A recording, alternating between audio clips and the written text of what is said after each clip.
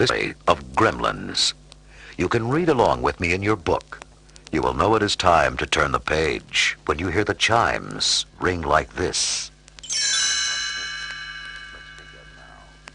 Let's begin now. When Rand Pelzer entered the musty backstreet curio shop in Chinatown, he was hoping to find something different.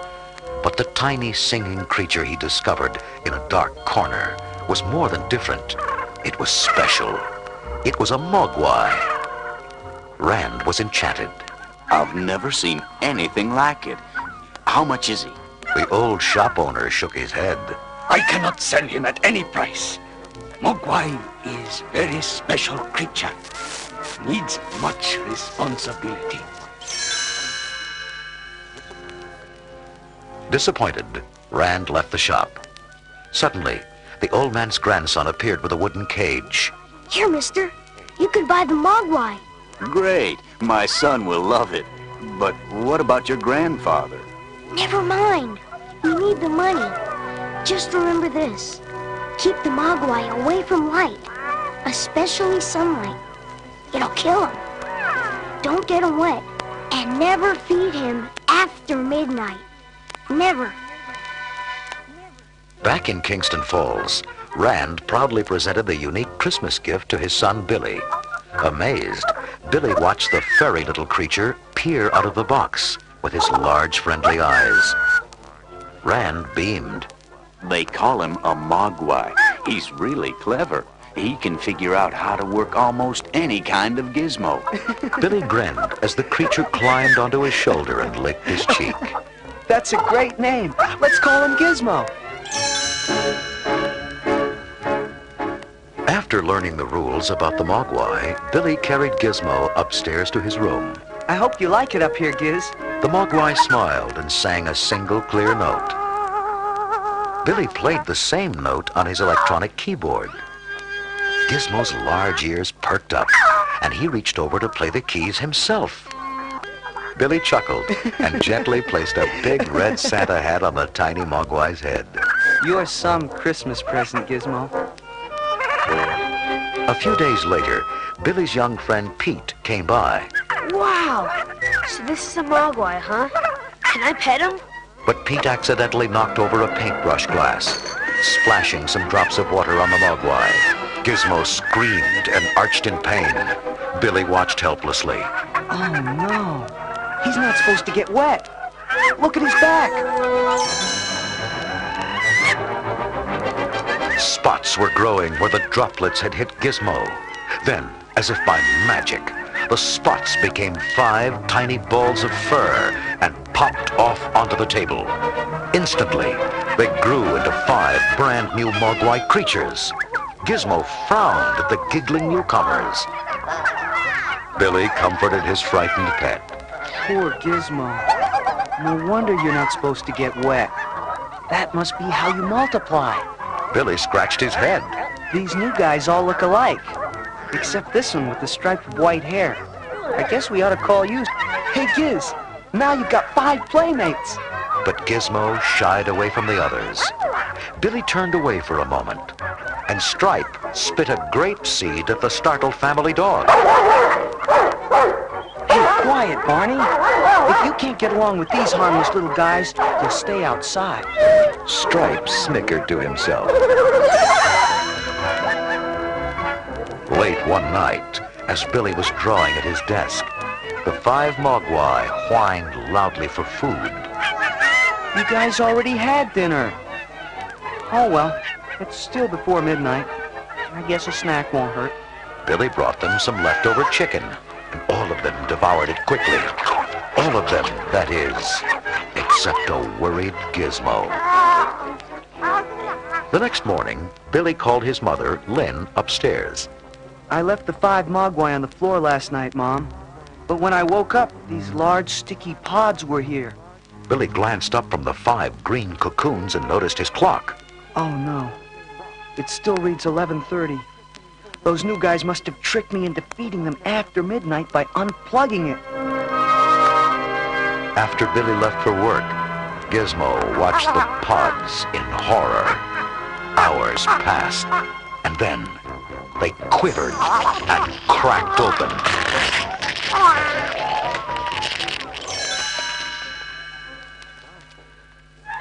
Downstairs, Lynn was alone, baking in the kitchen, when suddenly a dinner plate flew past her head. She spun around to see nasty, scaly creatures threatening her from the countertops. Those things must have hatched out of the cocoons upstairs. No longer were they cute, furry mogwai. Now, they were gremlins. Bravely, Lynn battled the beasts with kitchen utensils. She even doused one with bug spray and trapped him in the microwave. Shaken, Lynn stumbled into the living room to catch her breath. Suddenly, the Christmas tree toppled onto her. A gremlin leaped savagely onto her back, screeching and scratching. Just then, Billy returned home. Quickly, he grabbed an ornamental sword and struck down the fierce beast. He looked up to see the one remaining gremlin snarl at him and then escape out a window into the cold night. Mom, it's that troublemaker Stripe. Billy took his mother to a neighbor's house. You'll be safe here, Mom. I'm going after that rotten little gremlin. He loaded Gizmo into his nylon backpack and set out into the bitter night. Together, they followed Stripe's tracks across the snow to the local gymnasium. Look, Giz. He's broken in through that side window. We've got to go in there and destroy him.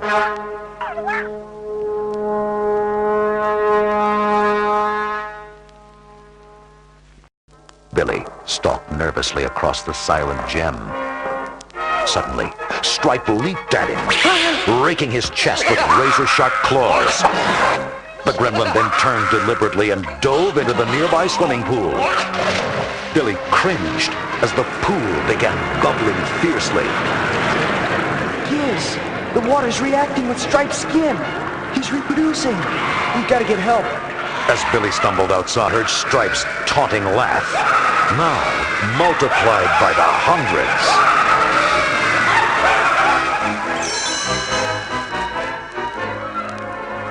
Soon, gremlins were running wild through Kingston Falls. They gleefully smashed windows, knocked over garbage cans, pulled down holiday decorations, and swung merrily from TV antennas. Several strutted around proudly in stolen hats and coats. One crafty gremlin even pried open a traffic control box. He switched all the traffic lights green and watched the cars pile up. The gremlins didn't like people, and they didn't like the town. In fact, the only thing they did like was making trouble. City worker Futterman was home watching TV when he heard his snowplow start up outside. Sheila, look. My plow's driving all by itself. Wait, it's headed this way. The plow crashed right through the Futterman's living room. Thanks to you-know-who. Dozens of mischievous gremlins invaded Dory's pub, chasing out all the customers but one, Billy's girlfriend, Kate. They screeched at her to fetch them food and drink. She ducked a handful of peanuts. Ow! Hold on! I'm working as fast as I can. Kate toiled on fearfully as the gremlins threw bottles, ripped up the pool table, and put on discarded hats and scarves. One adventuresome beast even rode the overhead fan for fun. But when one boisterous gremlin demanded a light for his cigar, Kate noticed the match made him flinch. The light hurts his eyes. That gives me an idea. She aimed a flash camera at the creatures. Smile, turkeys. The creatures howled and backed away from Kate. As she headed for the front door, she clicked the camera again. Oh no! I've used up all the flashes. The angry gremlins surrounded her with vengeance in their eyes. Suddenly, the glare of headlights flooded into the room. The gremlins fell back in pain. Kate, it's me, Billy. Run outside. Kate dashed out. Billy, what are those creatures? Billy hurried her quickly down the street. They're gremlins, and they're tearing up the whole town. Let's hide in here. They ducked into a building. Kate hugged him tightly. It was horrible, Billy. Thanks for saving me. Dawn approached. Kate, Billy, and Gizmo crept cautiously outside and explored the ruined town. There's no sign of them anywhere, Billy. Then, Gizmo sniffed the wind. Excitedly, he pointed Billy toward the local movie theater. Of course. The gremlins are hiding indoors. Sunlight can kill them. Nervously, Billy peeked inside. They're all in here, Kate. Singing and yelling and throwing popcorn.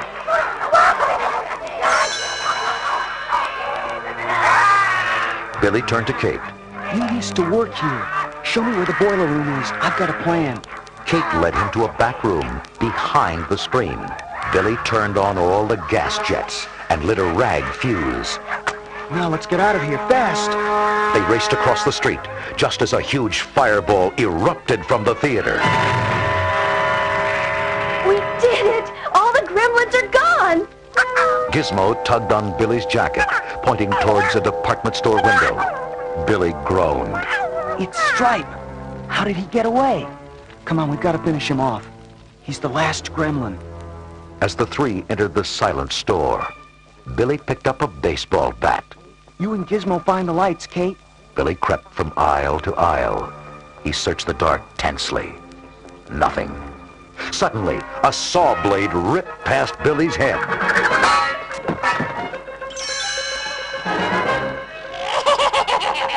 Narrowly ducking, Billy chased the wicked gremlin across the store. Racing around a corner, Billy suddenly toppled over in pain, clutching his shoulder. Stripe had shot him with an arrow.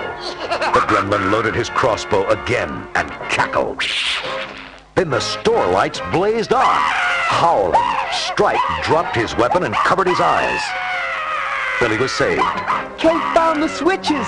Then Stripe's ears perked up. He dashed madly for the garden department. Billy followed and discovered Stripe's goal. Trick water fountain. Oh no! He's going to multiply again.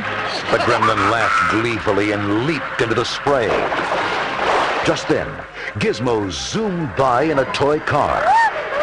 He crashed into a window, grabbing at the curtain cord with all his tiny might. The curtain flew open, and sunlight poured in. Stripe screamed. His armored skin cracked, and he dissolved into nothingness.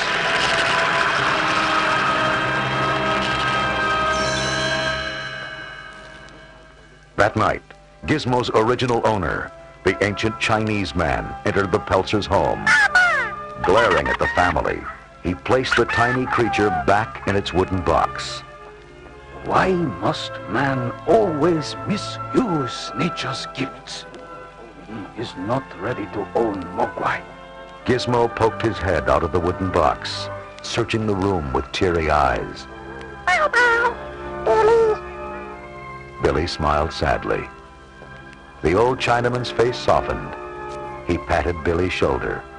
Mogwai likes you. Seldom wrong. Someday you may be ready.